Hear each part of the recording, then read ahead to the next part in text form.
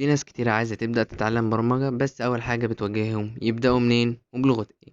في فيديو النهاردة هنجاوب على أهم سؤالين: يعني إيه أصلا برمجة، وإزاي تختار اللغة المناسبة ليك.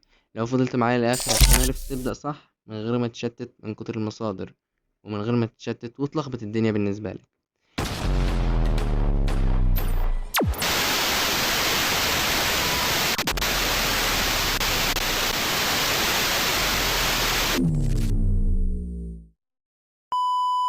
أول حاجة، يعني إيه البرمجة؟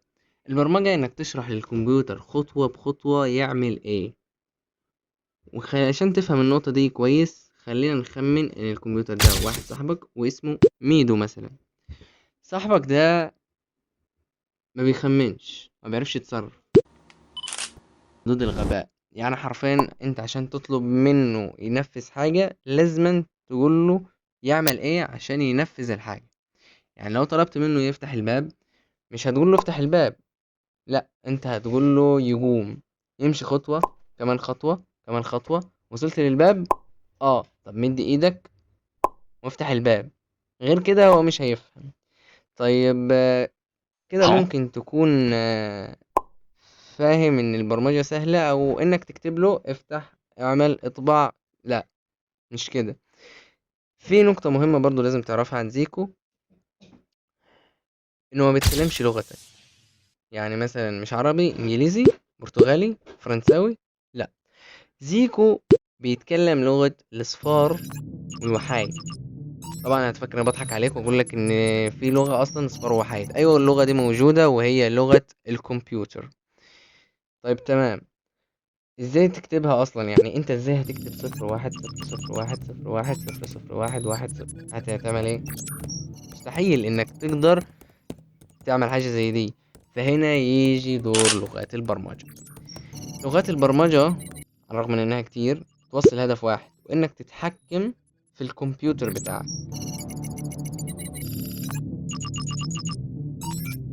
الفرق بيكون بينهم في الشكل، استخدام، ومدى السهولة.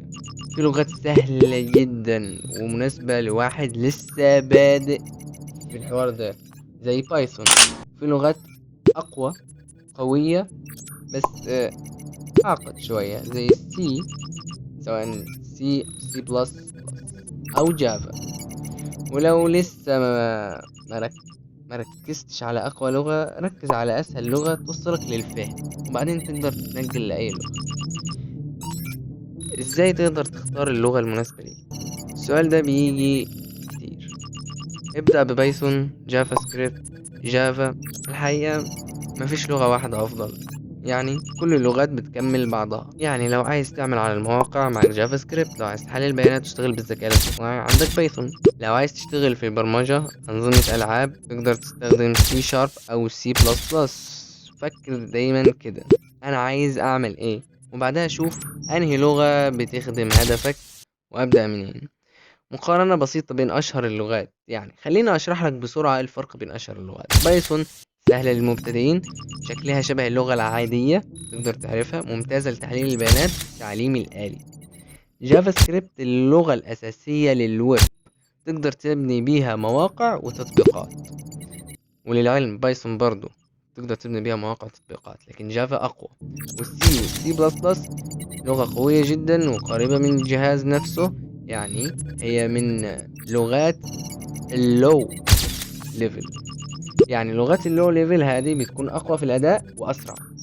أما لغات الهاي ليفل اللي هي بتكون قريبة للغة الإنسان، يعني ممكن أي إنسان عادي لو قري سطر كود يفهم إيش المطلوب منه. لكن في السي والسي بلس بلس صعب جدا إنك تفهم إيه المطلوب من الكود. في جافا منتشرة جدا في الشركات والتطبيقات، بس كتابتها أطول شوية، يعني طويلة ومعقدة لحد ما. في ناس بتبدأ ببايثون وبعدها تتعلم جافا سكريبت، وتلاقي الموضوع يبقى سهل جدا وتخش على جافا وسي وسي بلس بلس وهكذا. عشان كده أنصحك تبدأ بلغة واحدة سهلة تركز فيها كويس، تفهم الأساسيات. طيب، ممكن تتنقل من لغة للتانية؟ تتنقل من لغة للتانية؟ ممكن لما تفهم الأساسيات. الأساسيات أهم حاجة. التنقل من لغة للتانية بيكون سهل، بس نصيحة مني: خلص اللغة الأول، اتقنها، روح على التانية، خلصها، اتقنها، روح على التالتة، خلصها، اتقنها، روح على الرابعة، وهكذا. البرمجة لازم تكون عارف، مش حفظ أكواد. يعني انت مش هتحفظ كل كود يجابلك عشان تعمل بيه حاجة، مستحيل. لازم تفهم البرمجة، فهم، منطق، تفكير، ازاي تحل المشكلة، ازاي تقسم خطواتك. فلو فهمت ده بلغة واحدة تقدر تطبقه على أي لغة تانية. كل ما في الموضوع في اللغات التانية إنك تفهم السنتاكس وإزاي تكتب. طيب خلاص فهمت الأساس، تبدأ إزاي فعليا؟ أقولك على 5 خطوات لو مشيت عليهم هتدخل المجال من غير لخبطة. اختار لغة واحدة، بايثون، ركز عليها. اتعلم من مصدر موثوق، قناة أو كورس بسيط أو موقع. لو موقع ومعاك فلوس، يعني أنا بحثت ودورت وناس كتير بيرشحوا أكاديمية حاسوب، لكن أنا ما جربتها. لكن من على القناة على اليوتيوب في قناة اسمها اوكتو كود لإبراهيم عادل، لو تعرفه يعني. إذا ما تعرفه بسيب لك رابط القناة أو رابط قائمة التشغيل حق بايثون في الوصف. نفذ أمثلة بنفسك، متكتفيش بالمشاهدة. يعني لو انت سمعت الفيديو بس، ده هيبقى عامل زي واحد قاعد يتفرج على فيديو كيف تسبح وهو أصلا قاعد في بيته. يعني هو بمجرد ما يشوف واحد بيعوم، هل هيعوم؟ مستحيل. شوف واحد يكتب الكود، اكتبه انت. لو في واحد وانت الشرح بيقول ان في مشكلة، ما تستناش يقول ايه المشكلة، دور عليها الاول انت عشان تعود على حل المشاكل. وللعلم حل المشاكل ده لو تفوقت فيه يعني فيه فلوس كويس. اعمل مشاريع صغيرة، يعني آلة حاسبة، موقع، لعبة، اي حاجة بسيطة، بعدين بتتطور. ولو وقف معاك افتح جوجل، اسأل على اليوتيوب. يعني لو في حاجة وقفت ما تقفلش اللاب وتقوم، لانك لو قفلت، لو أول بمجرد ما تقف وتقفل خلاص تستسلم، لا ما تكملش في المجال ده، خلاص كده. لكن مثلا يعني من اللي انا جربتهم في البحث كان شات جي بي تي. هو مش مضمون، هو ممكن يغلط، لكن الى حد ما بيساعدك في حل المشكلة الموجودة.